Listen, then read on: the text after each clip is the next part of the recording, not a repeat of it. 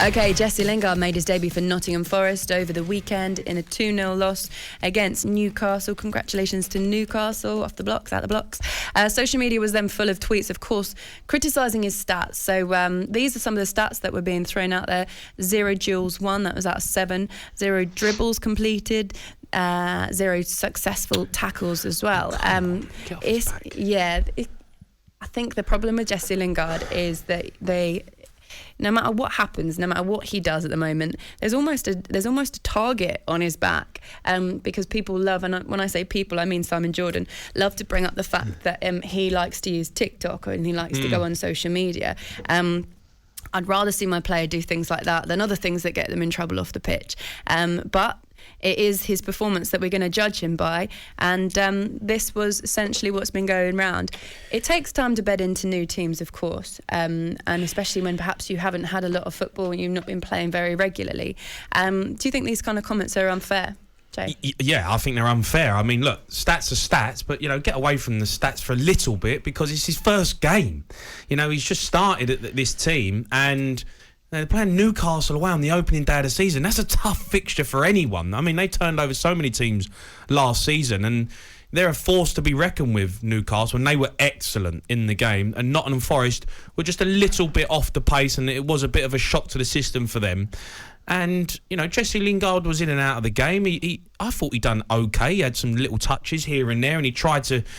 One thing with Jesse Lingard, which I like, is he doesn't hide. He will always try and receive the ball, even if it's not really happening for him. He'll still try and get into areas and get the ball. I think you need to get off his back. Come on, give the guy a chance. I know he's gone there and he's earning a few quid and they've put some money into it. But, give him a break. Come on. But listen, the fact of the matter is, whether we think it's fair or not, and I don't actually think it is particularly fair, that's just the way of the world, Jamie. That's the way we are right now. Top footballers are under more scrutiny than they have ever been on and off the pitch, particularly on the pitch with all the data. More than others, though. Yeah, absolutely. Some more than others. I get that. And I agree with you. I don't necessarily think it's fair, but that's the world we live in, so we're going to have to get used to it. When you can start judging him, I think, as well, is yes, he's demanded that very high wage, went on a free, of course, and has demanded and picked where he wants to play. I don't have a problem with that, because I think if anybody came to you in your job and decided, hey, look, come to us, we're going to pay you double what you're on at the moment, you're going, aren't you? Well, of course you are. I don't agree. I don't agree with loyalties in that sense, and I don't know whether he was meant to go to West Ham because they deemed a bigger club or whatever. Yeah, if he's gone for money, that's his business. Go, you know what? That's fine. Lots of footballers do that. You're paid for the job that you do. When it will come into play is if this is a continual thing and he doesn't hit the ground running and he isn't performing to how much he's getting paid per week. That's when I think fans have the right to criticise. Oh, yeah, but hold on a minute. You can criticise a player because he's earning a lot of money, but at the end of the day, the man was on a free transfer. Nottingham Forest would have paid £9 million to get him.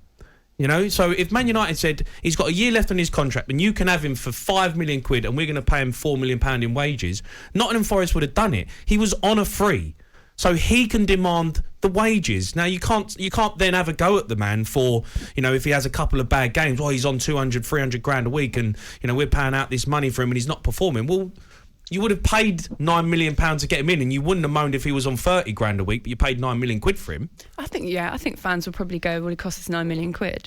No? Yeah, but that then you're blaming the club. You're not blaming him. I think if you target someone because he's earning a lot of money, I think that's unfair, especially if he's gone on a free transfer. Yet you're expecting him to do well, and his performance will judge him after 10 games.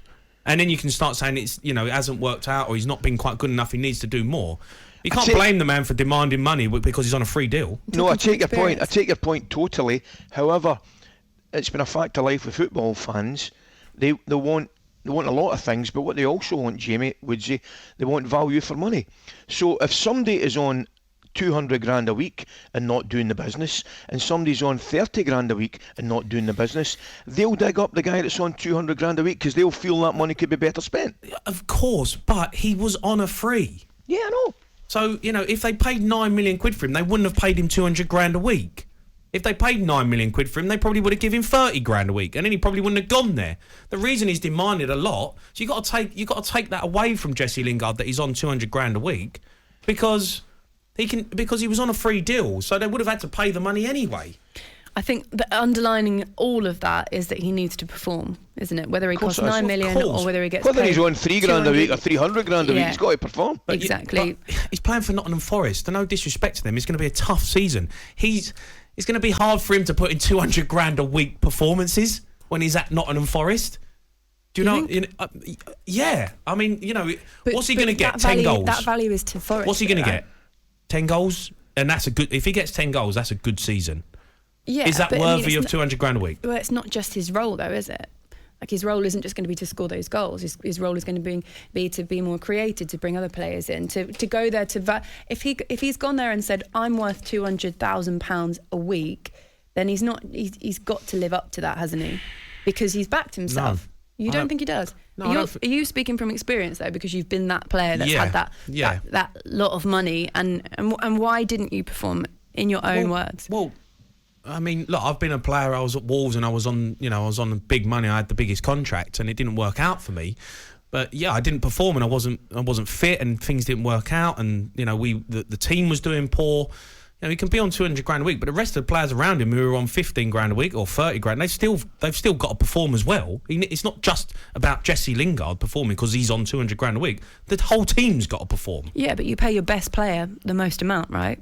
And you risk having that disparity in the dressing room. You risk having other players that are doing the best they can, not performing. He will be doing the best he can. Better. He will be doing the best he can. Whether he's on 200 grand a week or 20 grand a week, he's still going to be doing the best he can possibly do. Whether that's good enough to be worthy of 200 grand a week is going to be up for debate. But the man was on a free contract, so he was always going to be able to demand that fee. 100%. But that's when you sign for a club and you get paid £200,000 a week, and it is that much more than other players. You've got to be the best player on the pitch. And I don't agree with I don't agree with the abuse that he gets at all. But I'm saying that you must start performing, and if you've had a slow start, fair enough. But he has to start becoming the best player on that pitch to warrant that kind of pay. No. Yeah, but he's got to have the players around him to make him the best player. He can't do it on his own. No, he's got to be able to get the ball. He's got to receive the ball. He's got to have players. If he's putting a ball in behind and it's a great ball and someone's not on the end of it, it's a team. It's a squad. Yes, he's getting paid the most and he's going to be the star man and the magic man. But it's all about the squad. And if he's not performing, the other players have got to step up as well and help him. Yeah, I agree. But these kind of stats you're talking about, zero Jules one, for example. First game. It's his first game. You're playing Newcastle away. It's a tough fixture, that. Yeah. No, but I'm not saying that. But I'm saying he needs to start performing to warrant the £200,000. And then if he doesn't, that's when the criticism comes in and it's warranted. Because your player that you've signed, doesn't matter what you signed him for, you're playing. Of course, you're going to get criticised. Listen, you bring in a new player and he doesn't perform, he's going to get criticised, of course. But get off his back. He's played one game. They got beat by a really good side. talkSPORT Breakfast with Laura Woods. Monday to Wednesday morning 6 till 10. On AM, on DAB, via the talkSPORT app and on your smart speaker. talkSPORT.